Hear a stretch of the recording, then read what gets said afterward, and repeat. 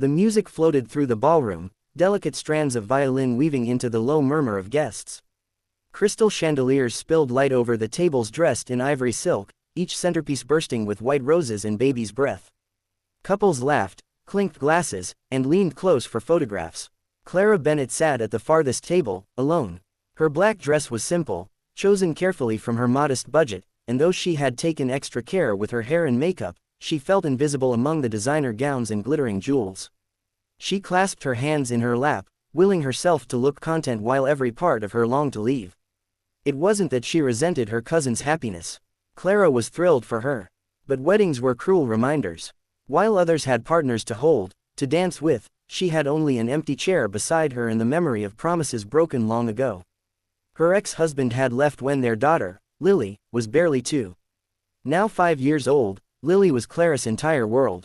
Raising her alone had taught Clara strength she never knew she possessed, but it had also left her with loneliness that she could never admit aloud.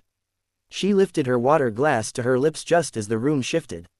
A ripple of whispers swept through the guests, eyes turning toward the entrance. Clara followed their gaze. A tall man in a midnight blue suit strode into the ballroom, his presence commanding the way a flame drew every gaze in a dark room. His shoulders squared, his jaw set, his very walk spoke of authority.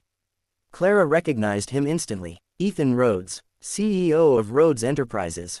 She had seen him in business magazines and financial news segments, a man whispered about as brilliant, ruthless, and untouchable.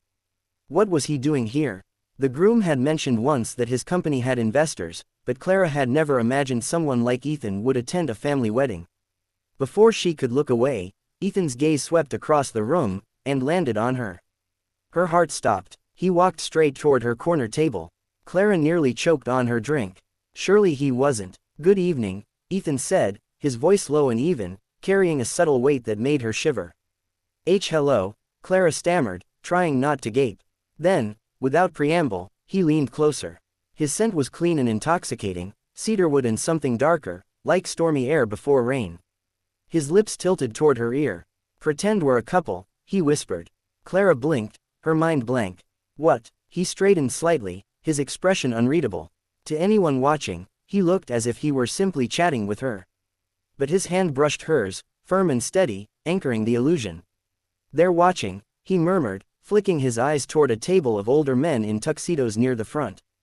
"Just smile." Clara's pulse thundered. Her instinct screamed that this was absurd.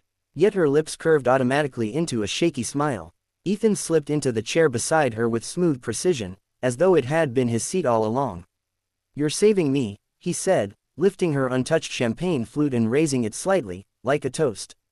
"In return, I'll make sure you're not alone tonight." Clara stared at him, bewildered. "Why would you need me to?" "Because every woman in this room is watching me," Ethan cut in, his voice still low enough for her ears only. "And every man over there wants to know if I'm distracted. It helps to appear unavailable."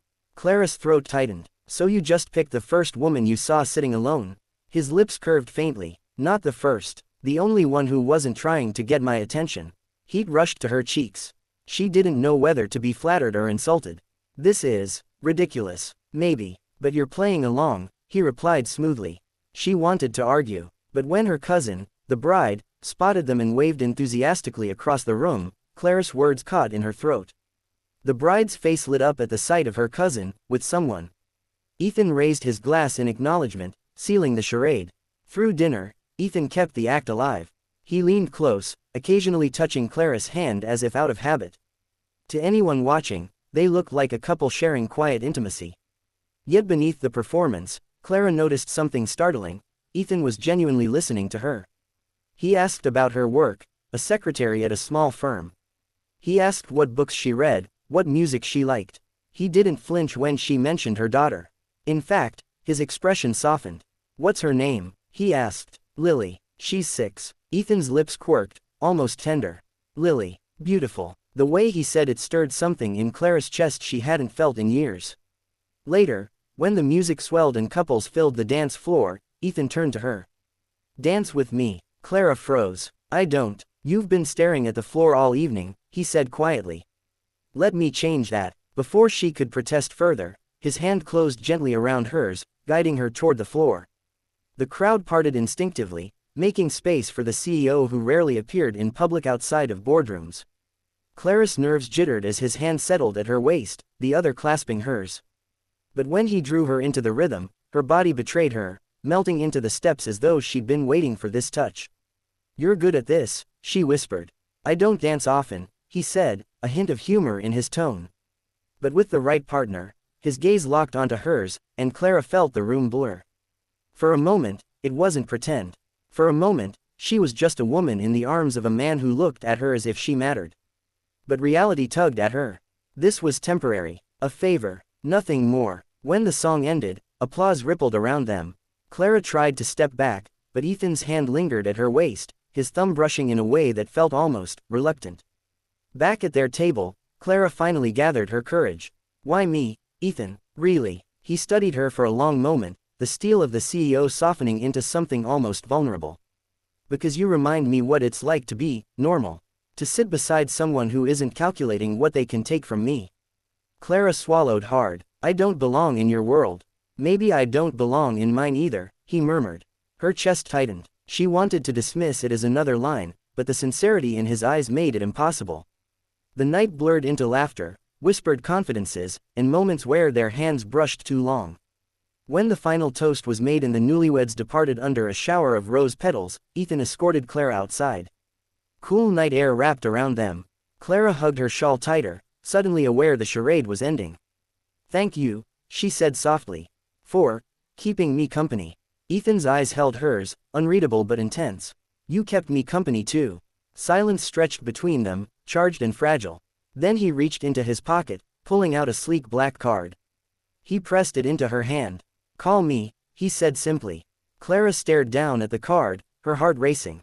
"Why?" His lips curved into the faintest smile. "Because I don't think I want this to be pretend." And before she could respond, he was gone, swept into the night like a secret she wasn't sure she was ready to hold. Clara clutched the card against her chest, her heart pounding with a question she hadn't dared to ask in years. Could something this impossible be real? The ballroom shimmered with light. Chandeliers scattered golden warmth over ivory-draped tables, each crowned with roses and flickering candles. Guests laughed, couples leaned close, champagne glasses clinked. Clara Bennett sat at the far edge of the room, alone. Her cousin, the bride, had insisted she come. But as Clara smoothed the skirt of her modest black dress and kept her eyes fixed on the untouched water glass in front of her, she wondered why she had agreed. Everywhere she looked, she saw pairs, married couples, engaged sweethearts, hopeful dates. Everyone had someone at their side. Everyone except her. She told herself it didn't matter. She was used to being alone. Ever since her ex-husband had walked out, leaving her to raise their daughter Lily by herself, Clara had learned how to smile when her chest felt hollow. She had learned to nod politely through conversations, to tuck away the ache of loneliness behind a facade of strength. Still, weddings made it harder to pretend. The low murmur of conversation shifted suddenly, replaced by a ripple of whispers. Clara glanced toward the entrance. A tall man in a midnight blue suit strode into the room, his presence drawing attention like a magnet. Guests straightened, eyes widening, whispers darting across tables. Clara knew that face. She had seen it in financial magazines, in online articles that made him sound more legend than man. Ethan Rhodes, CEO of Rhodes Enterprises. He was rumored to be brilliant, relentless in business, impossibly wealthy. The kind of man who lived in a world far removed from Clara's own. Her pulse quickened as Ethan's gaze scanned the ballroom, and stopped. On her. No, she thought, heat rushing to her cheeks. He can't possibly. But he was already walking toward her. "Good evening," Ethan said, his voice smooth, deep, with the faintest edge of command. Clara blinked up at him, startled. Hello." Then he leaned close, his cologne, cedarwood and something darker, brushing her senses. His words were low, meant for her alone. "Pretend we're a couple." Clara's mouth parted in shock. "What?" "They're watching." His eyes flicked toward a table of tuxedoed men near the front. "Just smile." Before she could protest, he slid into the empty chair beside her, his hand brushing hers. To anyone watching, it looked natural. Intimate. "You're saving me," he murmured, lifting her champagne flute as though toasting her. "And in return, you won't spend this wedding alone." Clara stared at him, utterly bewildered. "You want me to play your girlfriend?" "For tonight," he confirmed. His expression softened briefly, the steel of his CEO mask easing. Trust me, it's mutually beneficial. She should have said no. It was absurd. But when her cousin, the bride, spotted them and beamed across the room, Clara's refusal caught in her throat. Ethan raised his glass, sealing the illusion. Dinner passed in a blur. To her surprise, Ethan didn't just play the role, he asked her questions. Not surface-level pleasantries, but real ones. What do you do for work? Secretary. Small firm. And outside of work, I spend time with my daughter. Lily. She's 6. She loves drawing. Instead of the polite nod she expected, his gaze warmed. Lily. That's beautiful. Clara's heart tightened. No one ever asked about Lily outside of family. No one cared the way this man, this impossibly powerful man, seemed to in that moment. When the music swelled and couples filled the dance floor, Ethan turned to her. Dance with me. Clara shook her head. I don't. You've been staring at the floor all night, he said quietly. Let me change that. Before she could object, his hand closed around hers, firm yet gentle, leading her onto the floor. The crowd parted instinctively, giving space to the enigmatic CEO and his mystery partner. Clara's nerves fluttered as his arms settled at her waist, but when their steps fell into rhythm, something inside her softened. You're good at this, she whispered. I rarely dance, he said, a faint smile tugging his lips. But with the right partner. His gaze locked with hers, and suddenly, the rest of the room disappeared. For a moment, it wasn't pretend. Part 2. The song ended to polite applause, but Clara barely heard it. Ethan's hand lingered at her waist a second too long before he released her. She tried to step back into reality, reminding herself this was all for show, but her heart refused to listen. Back at their table, she finally found her voice. Why me, Ethan? Out of everyone here, why pick me? He studied her, his expression unreadable at first, then softened by something she hadn't expected, honesty. Because you're the only woman in this room who wasn't angling for my attention. Do you know how rare that is? Clara swallowed. I don't belong in your world. Maybe I don't belong in mine either, he murmured. The words shouldn't have mattered. Yet they echoed inside her, stirring emotions she thought she had buried. The rest of the evening blurred. They shared laughter over whispered jokes, brushed hands more often than necessary, and drew curious glances from nearly every guest. Clara tried to remind herself it was all pretend, but the warmth in Ethan's smile when she laughed made it harder to believe. When the bride and groom departed beneath a shower of rose petals, Ethan escorted Clara outside. The night air was cool, scented with rain on distant pavement. This is where the act ends, Clara said softly, hugging her shawl around her shoulders. Ethan turned to her, his gaze steady. Act or not, I enjoyed tonight. More than I expected. Her chest tightened. You don't have to say that. I don't say things I don't mean, he replied. Then he reached into his jacket, pulled out a sleek black card, and pressed it into her hand. Clara looked down at the embossed name. Ethan Rhodes, CEO. A number scrawled in ink across the back. Call me, he said. She blinked. Why? His lips curved, not into the public CEO smirk she had seen in photos, but something smaller. Sincere. Because I don't want this to stay pretend. The words struck her like a tremor, shaking loose fears she had lived with for years. Ethan, she began, but her voice faltered. She thought of Lily, of scraped budgets, school lunches, late nights at work. Could she really let someone like him into that world?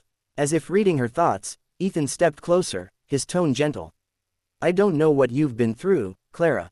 But I know you're strong. I saw it tonight. Tears pricked her eyes. No one had called her strong in so long. Think about it, Ethan whispered. That's all I ask. Then he was gone, stepping into a waiting car that disappeared down the glittering street. Clara stood frozen beneath the night sky, Ethan's card clutched in her hand, her heart pounding with a question she hadn't dared to ask in years. What if love, real love, was reaching for her again?